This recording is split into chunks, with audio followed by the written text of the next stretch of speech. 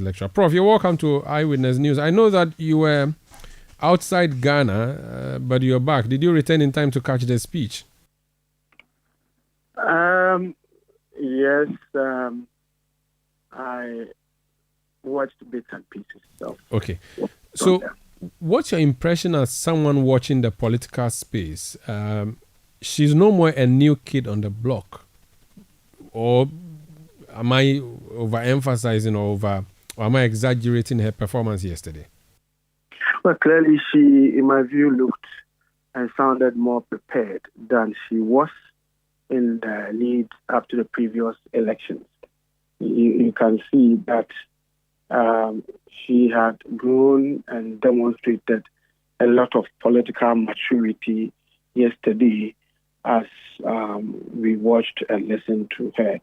And she said all the great things that would have to be said.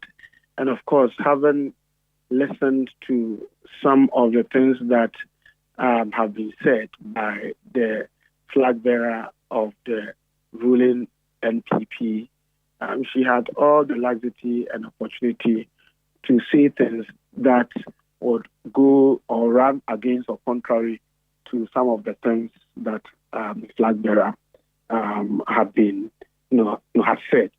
And so I think for me, she said all the things that would have to be said.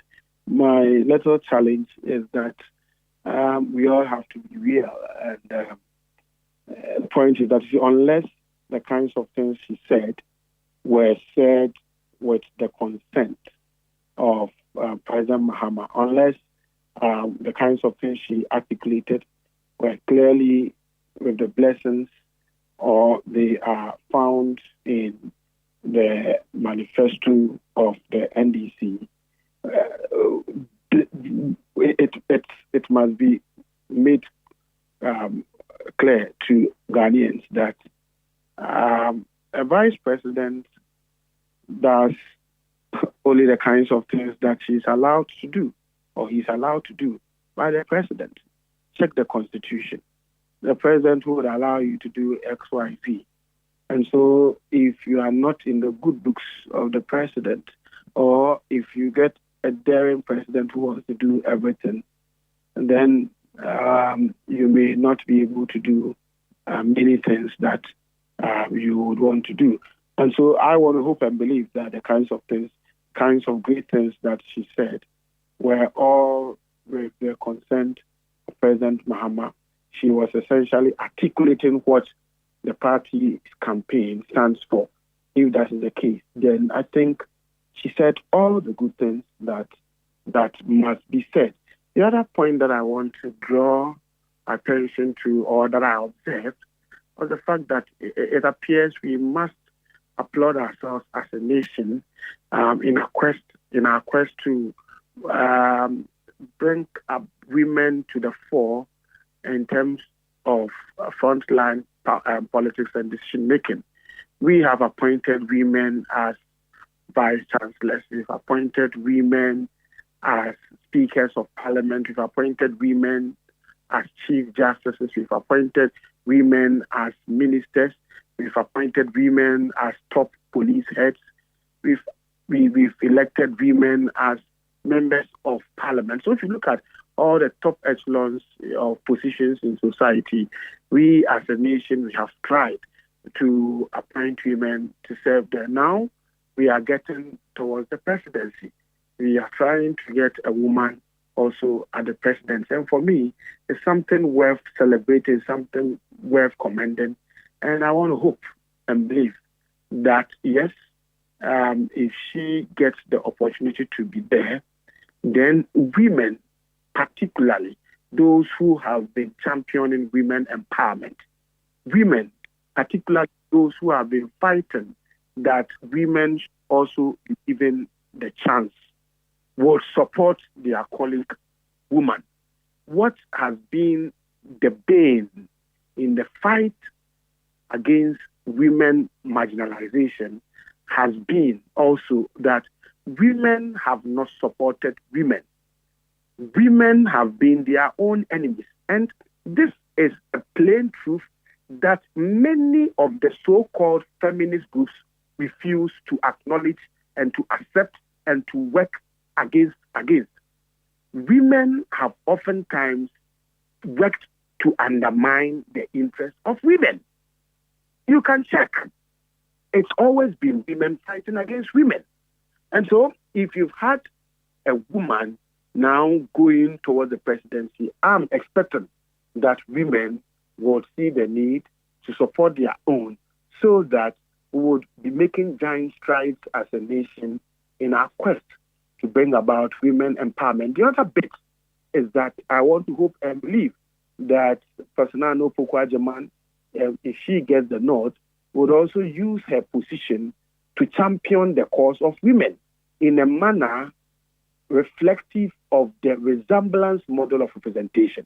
The resemblance model of representation simply says that a person who typifies the features of the larger group to which he or she belongs is able to serve the group's interest better.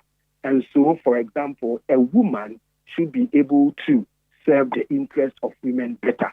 And so I want to hope and pray that she would use her position, if she gets the nod, to reflect also and to champion and promote the interests of women better, and also in a manner that would advance our quest to ensure that women also play their rightful place, play their rightful role in our politics and our decision making. Prof, perhaps the vexed issue of the mate, the driver's mate, is going to keep coming up throughout the campaign season. Yesterday, Prof talked about it. The Vice President talked about it when he was launching his ideas to Ghanaians. This particular issue, you've also talked about whatever she said yesterday must definitely have the tacit endorsement of President Mahama or former President Mahama, else it may not come to fruition. The role of the running mate or the vice president now always comes up in this particular conversation. Should we perhaps just consider the role of running mate as a ceremonial one and argue that unless the president gives you an assignment, you cannot really do much? And so the role of running mates don't even really matter in our context? Well, for me, the role of a running mate, if you look at, as I indicated earlier, if you look at what the Constitution says about the kinds of things that a running mate will have to be doing, it's essentially not enough. You function very well only if the president is out of the jurisdiction and you are supposed to act as a president. If the president is there and he wants to do everything, you practically have nothing to do. And that is our constitutional arrangement. In trying to win an election, yes, people may want to consider who would be able to partner you very well and who would be the heartbeat of the president. Of the president. If the president is not there, who will be able to work well in the stead of the absentee, president? And so people look at some of these things. And then also psychologically, if you have a strong person and a decent person, a hardworking person, people see the ticket as strong. And so psychologically, it boosts your chances and your electoral fortunes in any impending election. But generally, in a developing country like Ghana, it is not really about the running mate, who becomes the running mate, that really matter. The election of 2024 and other elections that have been held since 1992 were all fought on the economic grounds of the country. And so it is the economy that is going to determine who gets the mandate to govern. How well the economy has been managed, how well promises are made and articulated, and people become convinced that their lots will be improved. They will be lifted from the economic doldrums and miserization.